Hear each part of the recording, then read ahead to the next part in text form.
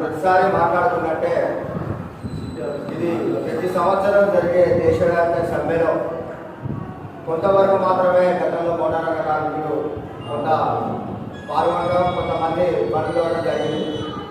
అయితే కానీ అలా ఏదైతే కేంద్ర ప్రభుత్వం మోటార్ రంగ కార్మికులను నడిపించే చట్టాలను తీసుకొస్తుందో దానికి వ్యతిరేకంగా మనం పోరాటం చేయాల్సిన అవసరం ఎంతైనా ఉంది. మనం మొన్న అనుకున్నట్టుగానే ఆటో కార్మికులు రోడ్డు మీదకి వచ్చి బంద్ చేయకపోతే, ఆటోలన్నీ రోడ్డు మీద రాకుండా చూసుకోకపోతే ఖచ్చితంగా దేశవ్యాప్త సమ్మె అనేది ఫెయిల్ అవుతుంది. ఇది ఎవరి కోసమో కాదు, ఏ రాజకీయ పార్టీ కోసమో లేకపోతే ఎవరి అవసరాల కోసమో మనం ఈ బంద్లో పాల్గొనట్లేదు. కేవలం మన హక్కుల కోసం ఏదైతే నరేంద్ర మోడీ కేంద్ర ప్రభుత్వం మోటార్ రంగ కార్మికుల్ని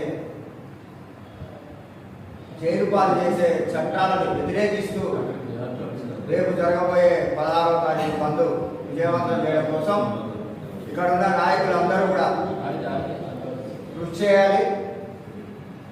కొంత సిటీ వరకు పెద్ద ఇబ్బంది ఉండదు, కానీ చుట్టుపక్కల గ్రామాల నుంచి వచ్చే ఆటో వాళ్ళకు చాలా మందికి తెలియకపోవచ్చు. ఎప్పుడు చేసే దేశవ్యాప్త సమ్మె కాబట్టి మనం కూడా ఏం కాదు, అట్లా పోయే రొట్టిగా కిరాయి చేసుకొని వస్తే సరిపోతుందనే ఆలోచనలో ఉంటారు.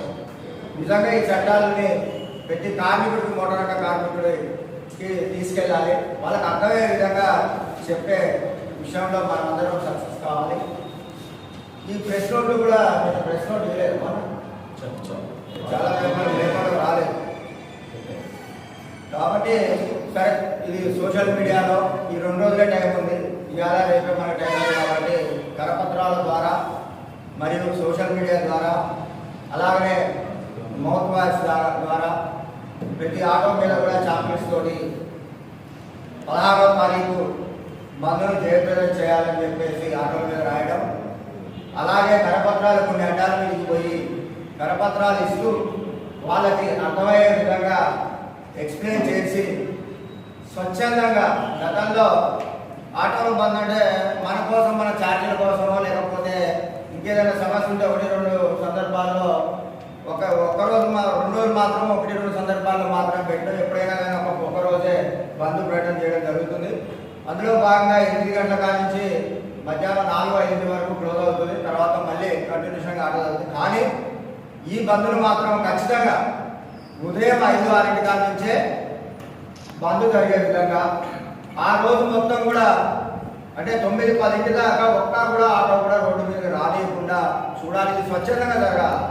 ఇందాక మోహన్ రావు గారు చెప్పినట్టుగా ఎప్పుడు మనం కన్నం కట్టుకుని రోడ్డు మీదకి వచ్చి ఆటోలు ఆపండి అంటే కొంతమంది జెండాలు కట్టుకొని ఏదో ఒక యూనియన్, ఏదో ఒక పార్టీ జెండాలు కట్టుకొని ఆ సందులో ఈ సందులో తిరుగుతూ 50 రూపాయలకి 100 రూపాయలు అడిగి డిమాండ్ తోటి కొంతమంది కిరాయి చేస్తూ ఆ రోజు ఖర్చులు పొందడం కూడా తోలుకునే పరిస్థితి కొంతమంది కనపడతా.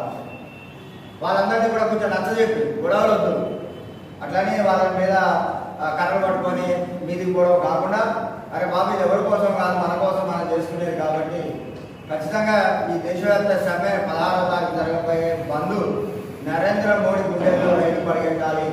కాబట్టి ఖచ్చితంగా బంద్ సక్సెస్ కావాలి అంటే మళ్ళాంటి ఖమ్మం సిటీలో ఆటో తిరిగితే ఏది బంద్ ఉన్నా కానీ బంద్ లేకుండా, ఆటోలు ఒక్కడే బంద్ ఉండి ఏది ఉన్నా కానీ వాళ్ళు ఇప్పుడు ఖమ్మం బజారో, గాంధీ చౌకో లేదా ఇక్కడ ఉన్న హాస్పిటల్, వైరా రోడ్ హాస్పిటల్ చూస్తూ ఉంటే ఆటో బంద్ ఉంటే హాస్పిటల్లో జనరల్ ఎట్లుంటుందంటే 11-12 దాకా ఓపీ నడుస్తున్న హాస్పిటల్ మన ఖమ్మంలో వైరా రోడ్ చూస్తూ ఉంటాం. నైట్ 11-12 కూడా డాక్టర్లు చూస్తూ ఉంటారు.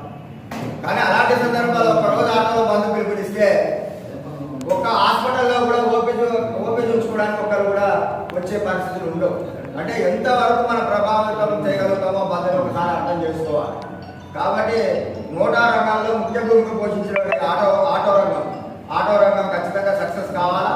ఇక్కడ ఉన్న నాయకులందరూ కూడా యూనియన్ నాయకులందరూ కూడా కృషి చేసి మనం ఏదైతే సదుద్దేశంతో కేంద్ర ప్రభుత్వం తీసుకొచ్చే చట్టాన్ని ఎమ్మటే ఉపసంహరించుకోవాలని పోరాటం చేస్తున్నామో ఆ పోరాటానికి ప్రతిఫలం దక్కాలంటే ఖచ్చితంగా 16వ తారీఖు జరగబోయే బంద్ మన మీదే బృహస్కంధాల మీదే ఉంది.